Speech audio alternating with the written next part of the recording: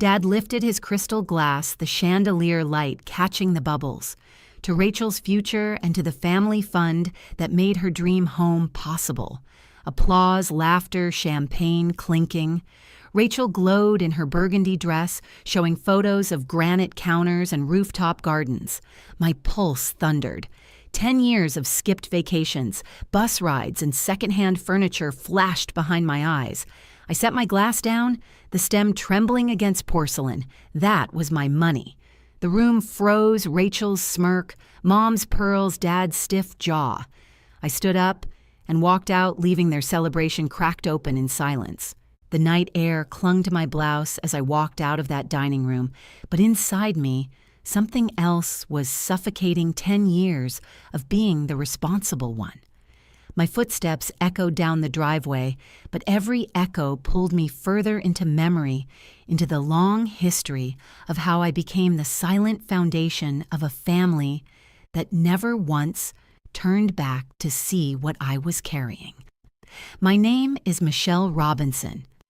Today I want to share this story as a liberation for the soul. It wasn't always like this. At 22, I was naive enough to believe my parents when they said the family trust was for my future. Dad had spread papers across the oak table, the smell of his cigar still in the air, Mom wearing her pearls like armor. We'll manage it. You add what you can. One day, it'll help you buy your home or start a family. I remember signing my name Heart, swollen with hope. I believed them because I wanted to. Every month after that, like clockwork, I moved $500 from my paycheck into that account. It meant ramen dinners and nights grading papers under a flickering bulb because I couldn't afford to replace it. It meant saying no when friends planned weekend trips. It meant walking past boutiques and learning to smile at clothes through glass instead of touching them. I told myself each sacrifice was an investment in a future where I would finally belong, where I'd finally be seen. Rachel's life was a different film playing on the same screen. She got a shiny new car at graduation, a bow bigger than my monthly rent tied across the hood. When she spent 3 years finding herself, Mom called it courageous. When I worked 60-hour weeks to keep myself afloat, it was just expected. Dad sent her on a European summer, calling it an educational investment. When I asked once about taking a trip to the coast, he looked over his glasses and said, "Is that wise, Michelle? Shouldn't you be saving?" The house itself was full of small betrayals, the kind that don't make headlines but carve valleys in your chest. The cracked photo frame I fixed with glue, no one thanked me for. The antique clock I paid to repair that everyone praised as if it had healed itself. The graduation photos, Rachel's smile, wide and golden mine, half formed like I wasn't sure whether I belonged in the picture. And yet I kept believing. I built my life around responsibility because responsibility was the only role left open. I rented the cheapest apartment I could find with pipes that groaned every winter. I rode the bus in rainstorms, clutching lesson plans, while Rachel sped past in her gifted car. I graded essays late into the night, knowing that $500 of my sweat and hours would disappear into that family trust the next morning. Still, I dreamed. A small cottage with peeling paint, but sunlight pouring through the windows. A secondhand sofa I actually chose. A garden patch where I could grow something alive. That was what I thought I was saving for, not a mansion. Not luxury, just a place where my name finally meant ownership. What I didn't see was the pattern repeating itself. My father learned to disguise control as family duty, my mother learned to call favoritism practicality, and Rachel learned to accept gifts without shame. And I learned to keep quiet, to swallow my hunger for fairness, to let responsibility wrap around me like chains. So when Dad raised that glass tonight and said, "To Rachel's future with my money in his champagne," every sacrifice I had ever made reassembled in my chest, like a puzzle I couldn't ignore anymore. 10 years of self-denial had been rewritten as Rachel's triumph. My foundation had been stolen to build her dream house. I thought of the little girl I used to be, the one who woke at dawn to make pancakes for Dad on Sundays, hoping he'd smile. I thought of the 22-year-old me signing that form with hope glittering in her eyes. I thought of every silent dinner where I nodded and smiled while Rachel's victories were celebrated and my endurance was ignored. And for the first time, I let myself feel the truth. This wasn't about money. It was about worth, about being invisible in my own family, about realizing the title of responsible one was never respect, it was exploitation. That night, as I drove away, the autumn leaves flared under the street lamps, amber like fire. My hands gripped the steering wheel tighter than I'd ever held anything. I knew I couldn't go back to pretending. The trust was broken, not just the financial one, but the only fragile trust I had left in them. The bathroom light hummed faintly as I locked the door behind me, the soft click echoing louder than the champagne glasses outside. I pressed my back against the wood, breath-shallow palms clammy. My phone screen glowed like a warning. I opened my banking app with fingers that felt numb. One line stopped my world.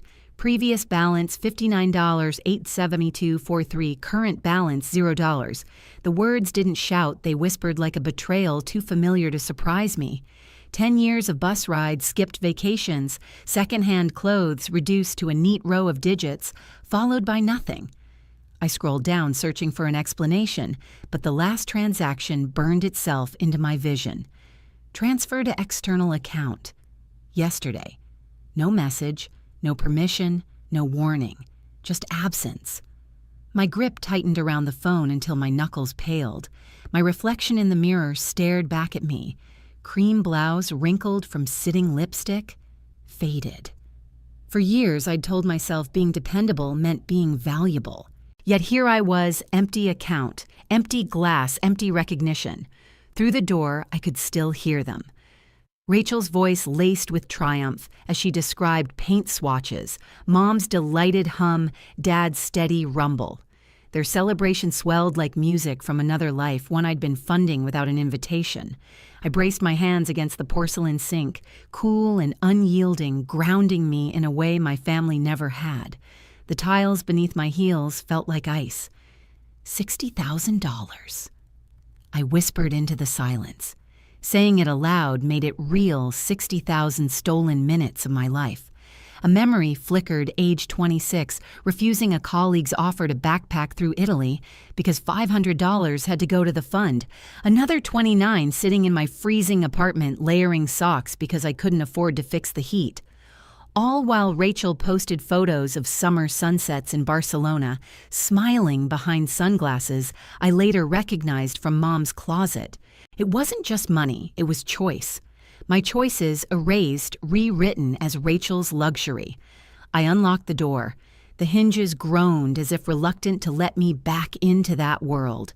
3 pairs of eyes turned to me, Rachel glowing, Mom beaming, Dad stoic. Their champagne still sparkled under the chandelier. That was my money. My voice didn't crack. It sliced.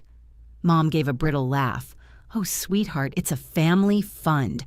We've always made decisions together. Decisions I asked, stepping closer. Who decided to empty 10 years of my savings? Rachel rolled her eyes dramatically. Don't be so dramatic, Michelle. It's not like you were using it. Dad set his glass down with deliberate precision. Calm down. Your sister needs this house. It's about the greater good of the family. The greater good? My voice trembled, but it was anger now, not fear. I held out my hand. Show me the account statements. Dad's jaw tightened. Now isn't the time. Show me. Each word landed heavy, unshakable. A silence fell, the kind that tasted like iron. Finally, Dad pushed his chair back and left the room. Mom's hand fluttered toward mine, but I pulled away. Michelle, be reasonable. Rachel has found her perfect home. You'll have your turn. Rachel smirked. You can even stay in the guest room when you visit. The generosity stung more than the theft, offering me a room in a house built with my sacrifices. When Dad returned, he carried a leather portfolio. He placed it on the table like evidence at a trial. I flipped it open, scanning rows of numbers that screamed my name month after month. Deposit, deposit, deposit, mine, all mine, and then withdrawals. What's this? 20,000 August 2022. Rachel's cheeks flushed. Graduate school, Mom said smoothly. A small loan. And this $12,000, Dad cleared his throat. Her car. She needed reliable transportation. I kept turning pages. The European vacation. No answer. Only silence that confirmed what I already knew. Finally, I closed the portfolio. Not $1 from either of you. Not one. Dad leaned forward, voice rising.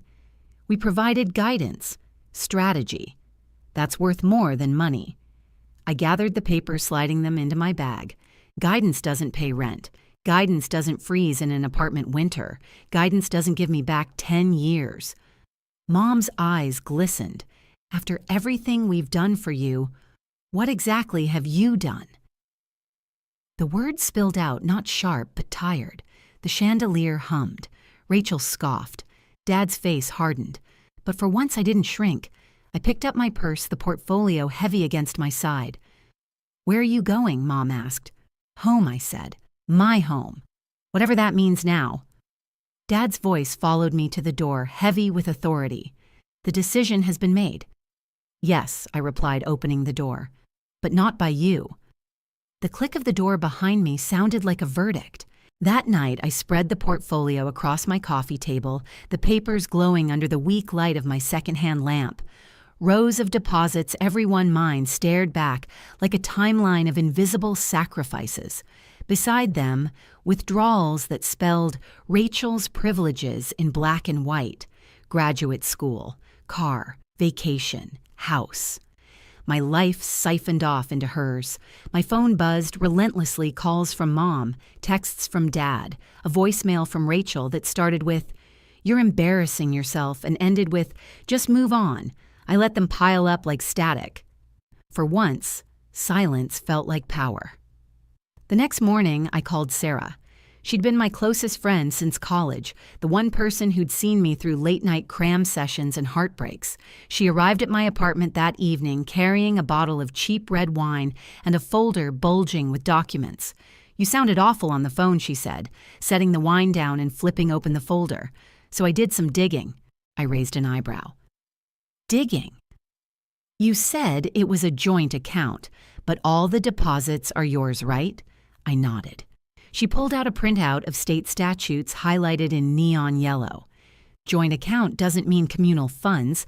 If there's a paper trail proving you're the only contributor and they withdrew without your consent, it's misappropriation, possibly fraud. Fraud. The word tasted sharp.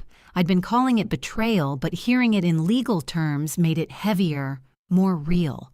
"They're my parents," I whispered, as if that excused anything. Sarah poured us each a glass of wine, "And they stole from you. Blood doesn't make theft less criminal." Her certainty steadied me. She slid a business card across the table. "Thomas Wilson Financial Disputes, Westbrook and Associates. He's fair, old school but sharp. He won't let them twist this."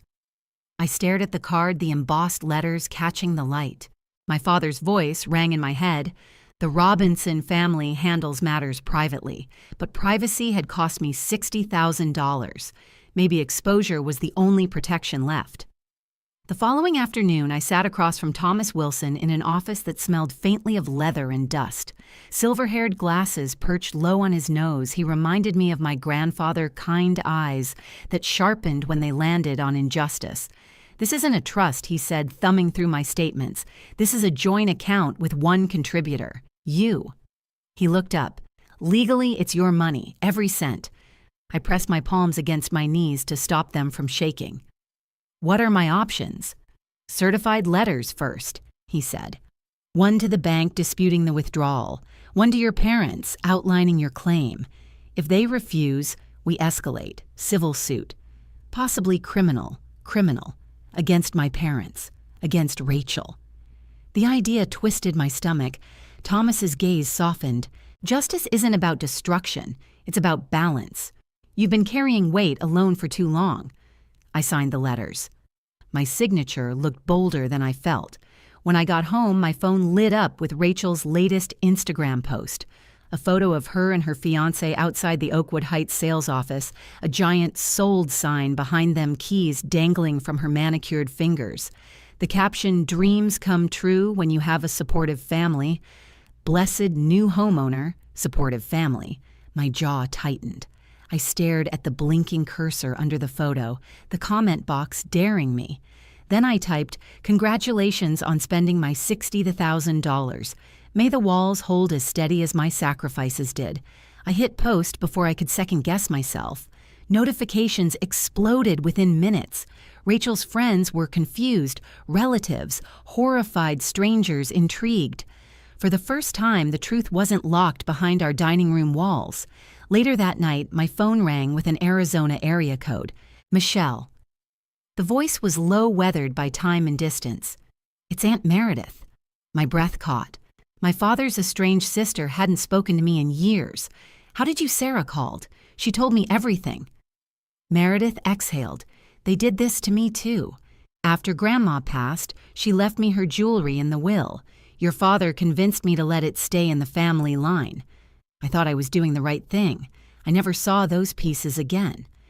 I sank onto the couch, clutching the phone. "I didn't know." "Of course you didn't. They build silence like walls. But those walls are cracks now, Michelle. Don't let them do to you what they did to me." Her words settled in my chest like seeds. For the first time in years, I didn't feel alone in my anger. As I hung up, I looked at the stack of documents, the certified letters waiting to be mailed, the glowing comments still stirring chaos online. My family thought they had buried me under silence and obligation. But silence can be shattered. An obligation cuts both ways. This time, I wouldn't retreat. This time, I would let the truth grow roots. The first sign that my silence had been broken came the next morning. My phone vibrated itself off the counter with a string of messages. "Mom, Michelle, call me. You don't understand how much damage you're doing." "Dad, your behavior is childish. You're jeopardizing the family's reputation." "Rachel, wow. You had to humiliate me on Instagram. Congrats, you finally got attention." I didn't respond. I let the phone go dark, the buzzing die out. But their words seeped into the quiet like mold: family reputation, childish humiliation. The same tools they'd always used: guilt, dismissal, shame. 2 nights later, the ambush arrived. Uncle Frank invited me to dinner, promising neutral ground. I should have known better. The dining room smelled of pot roast, but the air carried tension instead of comfort. Around the table sat not only Frank, but also Aunt Linda, 2 cousins, and of course my parents and Rachel. Frank leaned forward, voice heavy with authority. "Your mother hasn't slept since those letters arrived, Michelle. You're breaking her heart." I folded my napkin calmly. She broke mine first. William, my cousin, who still boasted about his college quarterback days 20 years later, sneered. "Rachel has big dreams. You're just a teacher." The word just hit harder than intended.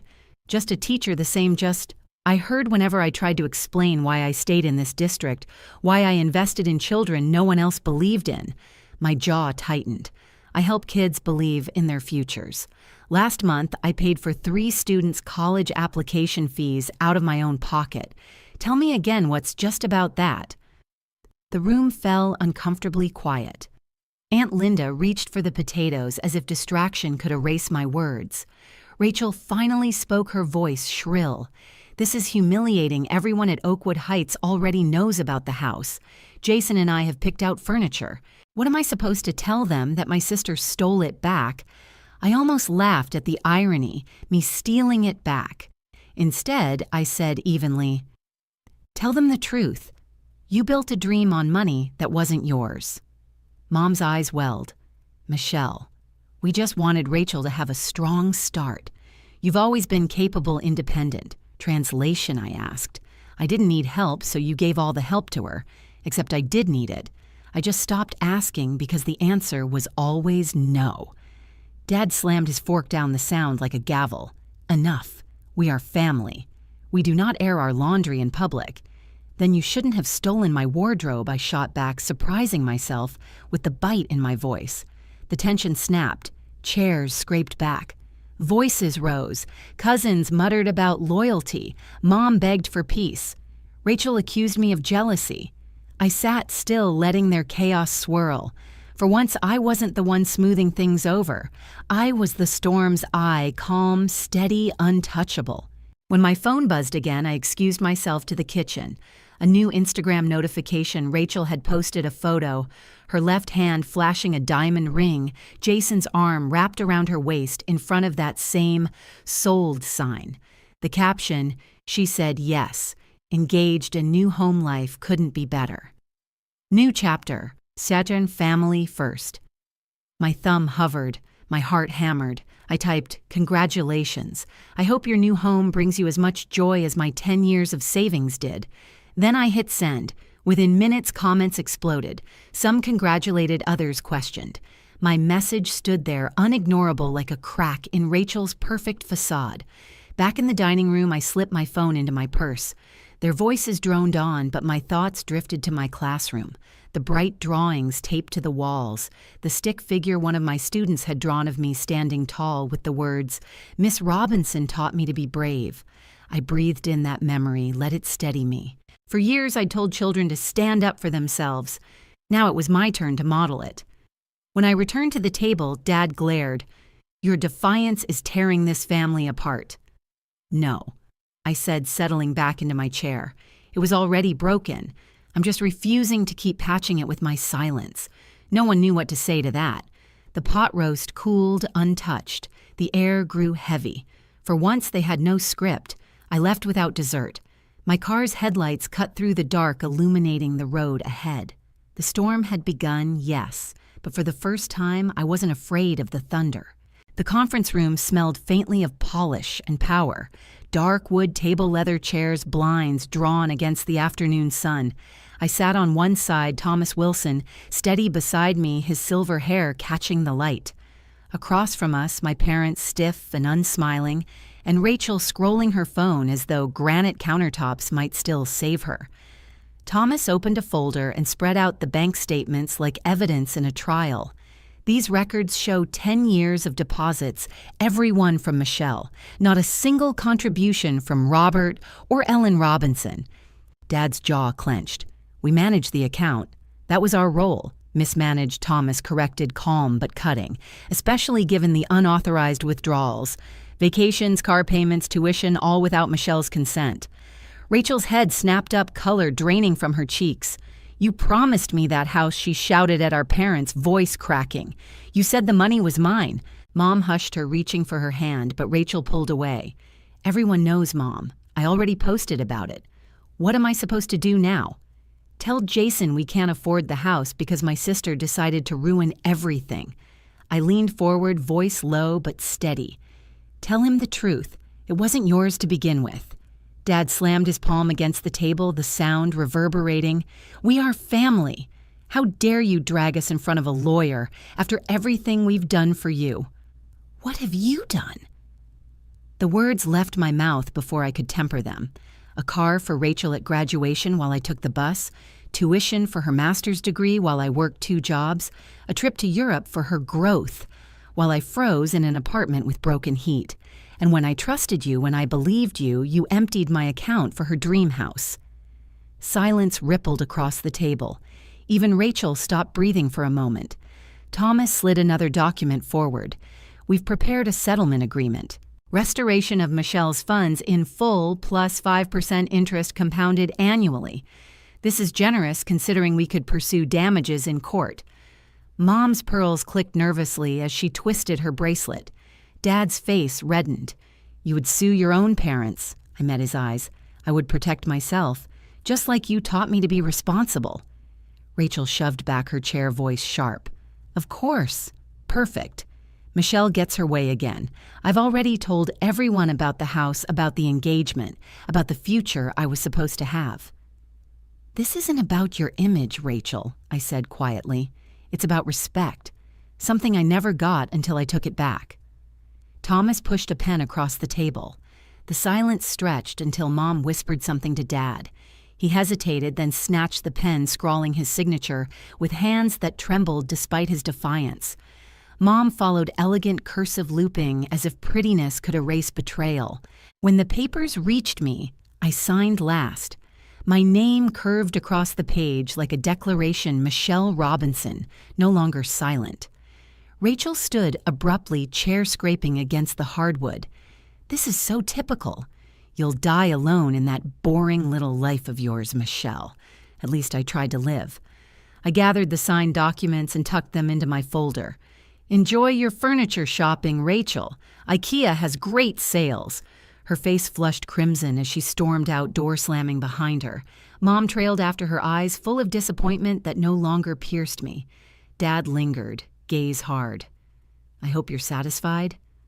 I looked at him, the man I once baked pancakes for every Sunday morning, the man I tried to impress with perfect report cards. I'm not satisfied, I said, standing, but I'm finally free. He said nothing as he followed Mom and Rachel out. The door closed with a soft thud, and the room seemed lighter without them. Thomas gathered the documents into his briefcase, his voice steady. The bank will process the transfer tomorrow. Would you like the funds wired or a cashier's check? I exhaled slowly. A check. I want to hold it in my hands, to remind myself it was real. He nodded. Then tomorrow it will be. When I left the office, the autumn air felt different, crisp, sharp, alive. For 10 years, I had been the responsible one, the invisible one, the dependable one. Today, I became something else, the woman who stood up and reclaimed what was hers. As I walked down the steps, the echo of my own words replayed in my head. It was never about money. It was about respect. And for the first time in my life, those words didn't feel like defiance. They felt like truth. The cashier's check lay heavy in my hands the next day, its inked numbers proof that my sacrifices had not vanished into Rachel's rooftop garden. $62, $865, the total of 10 years plus interest. I stared at it for a long time before sliding it into my bag, a talisman of both loss and reclamation. I didn't run to buy luxury. I didn't search for revenge. Instead, I called a realtor and asked to see a modest cottage I'd noticed on Maple Street. It wasn't flashy. 2 bedrooms peeling paint, a kitchen begging for renovation. But sunlight streamed through the east-facing windows, and in the backyard stood a towering oak branches, stretching like arms wide enough to hold a future. This one's quiet, the realtor said apologetically. Some people want more excitement. I've had enough excitement, I replied softly, running my hand along the worn windowsill. I could see myself here reading on a Sunday morning, drinking coffee while light filtered through lace curtains, inviting friends for dinners without performance or pearls. A home, not a stage. I signed the papers within the month. The first weeks were chaos scrubbing decades of dust painting walls until my arms ached, planting purple coneflowers along the stone path. Aunt Meredith came with gloves and a trowel, teaching me how to turn soil. Sarah brought wine and laughter, filling the empty rooms with a warmth my childhood house never held. We made mistakes, painted trim, the wrong color broke a window pane, but every imperfection felt like ours. By spring, the cottage glowed pale yellow against the greening yard. Geraniums spilled from window boxes. The oak tree shaded a wooden bench I found at a thrift shop. Inside the mantel held photographs, not staged family portraits, but snapshots of my students' artwork. Sarah's grin, Aunt Meredith's hands in the dirt colleagues gathered around my dining table. A different kind of family, one I chose. One afternoon, as lilacs scented the air, movement stirred at the garden gate. My mother stood there, her posture tentative, both hands gripping her purse like a shield. For the first time in my life, she looked small. "Michelle," she said, voice unsteady, "your flowers are beautiful."